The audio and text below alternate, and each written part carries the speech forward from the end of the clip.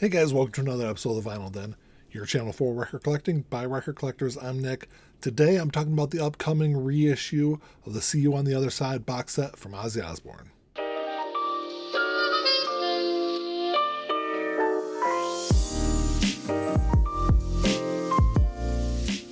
There's a bunch of links down below. You got links for the Vinyl Den Facebook group, for the merch page, for the Spotify and Apple Music playlist that I put together every week, and the Patreon page. So make sure you check all that out. Like always, if you enjoyed the episode, make sure you give me a thumbs up, hit that subscribe button down below, and make sure you hit that notification bell so you're notified every time I release new episodes. So the original box set was released back in November of 2019. It's got 16 LPs in it. It was limited to 4,500 copies. It ran about $500.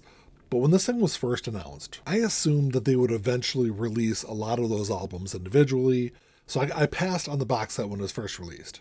It actually took a little while for the box set to sell out. Like I said, 4,500 copies. I want to say it was probably a good 6 or 8 months after the box set was released.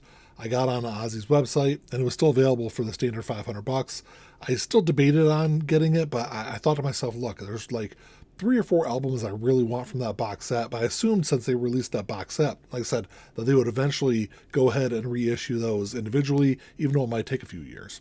So towards the end of 2022, I found the box set for a pretty good price. It was, definitely more than I wanted to pay for it, but, considering they had been out for a couple of years at that point, I decided to pay a little more than I wanted to and get that box set. And I'm glad I did, because I would say within like a month or two after I got that box set, I started to see them sell for like well over $2,000 online. So I knew there's a huge demand for this box set, even with 4,500 copies being available.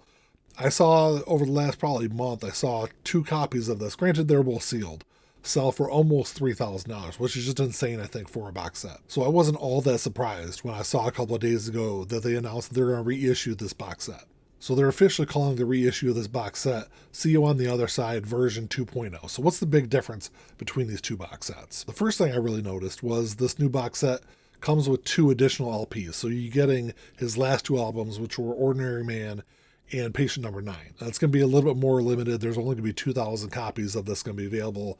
And the price has climbed up a little bit. It's $600 for this box set compared to $500. And unfortunately, because of the size of this box set and the weight of it, I think pretty much every website I've found so far, it's about $50 for shipping for this box set. Amazon did have it up on their website for a pretty short period of time before it sold out. They did post it a second time and it sold out again. So if you're looking to save a little bit on shipping, hop on Amazon periodically and see if they repost it on there. But you can always go over to Ozzy's website and pre-order it. There's a couple other websites that you can pre-order it online also. Like I said though, shipping is pretty expensive on this box set. The other big difference between these 2 box sets is when this was first released, they were all on colored splatter vinyl. And this reissue is all going to be on black, which I know isn't a big deal to a lot of people out there. Actually, I know a lot of people out there prefer black vinyl, but I think if they're trying to do something special with this box set, I would like to see them do maybe different colors or different patterns for this box set compared to the first one. And there were also a few people I saw online that were pretty upset that this box set was even getting reissued. When this came out back in 2019, it sounded pretty definite that this was not going to happen. They weren't going to reissue it. Those 4,500 copies were all that they were going to have. So I know people bought multiple copies of this to hold on and try to sell later. So I'm interested to see what the value of that first box set does when this new one comes out. Because there are some differences between the 2 box sets. The original box set might retain most of its value. I'm sure it will go down some. But, when this new one comes out, I don't think we're going to see them selling for, $2,000 or $3,000 still. There are some other differences between the 2 box sets. So this new one comes with all different posters than the original one did. So there's posters for every one of the albums. It's got a different slip mat in there. And then the artwork on the box set is slightly different. So this is the original Ozzy Osbourne box set.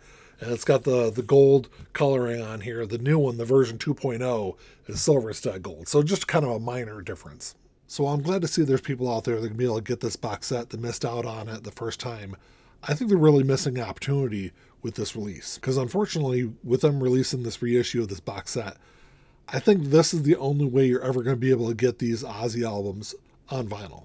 So what I would like to see them do instead of doing this box set is those hard to find, those albums that have been long out of print, finally reissuing those albums individually, but maybe doing like a special edition of those albums. Take Live and Loud, for instance. That's an album that hasn't been available on vinyl since it was released in 1993.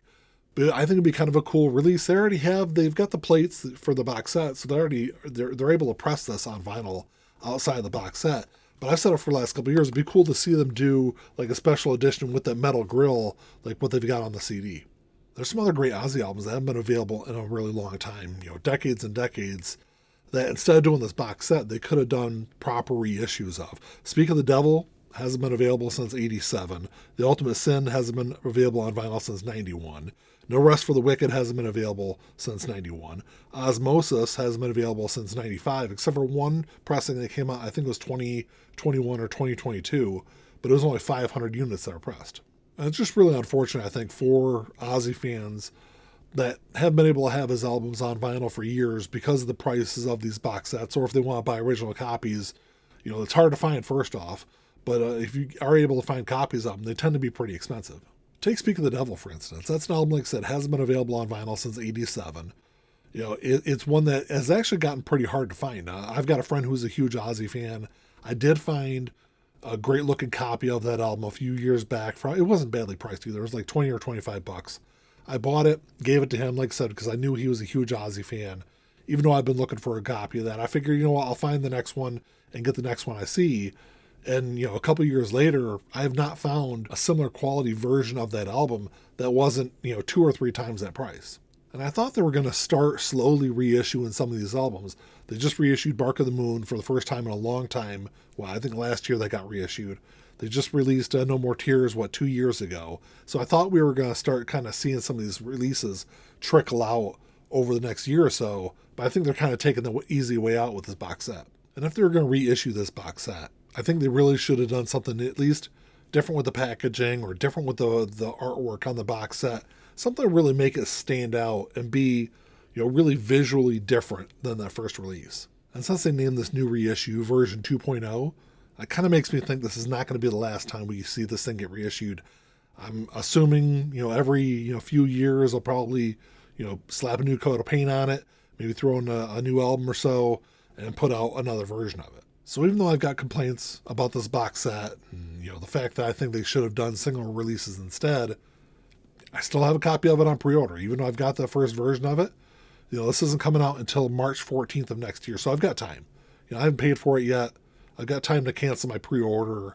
I've got months to think about it, but, I guess that's kind of what the whole point of it is. They put out this box set because they know people are going to buy it. And it's probably a lot easier and a lot less time consuming to, just change some color of the artwork, put in some different posters, and release the box set again, instead of having to put all the work into putting out whole new releases of single albums. Well, that's all I got for you today, guys. Thanks for checking the show out. Make sure you drop me a comment down below. Let me know what you guys think of this box set. Do you have the first version of it? Are you considering picking up a second copy of it or the second version of it? Or are you like me? You would rather just see them do individual releases of these albums? Because like I said, there's a lot of people out there who would love to get these albums, but just can't drop the $600 for this box set. But let me know what you guys think. Like always, if you enjoyed the episode, make sure you give me a thumbs up. Hit that subscribe button down below. That's all I got. Until next time, keep on spinning. Peace.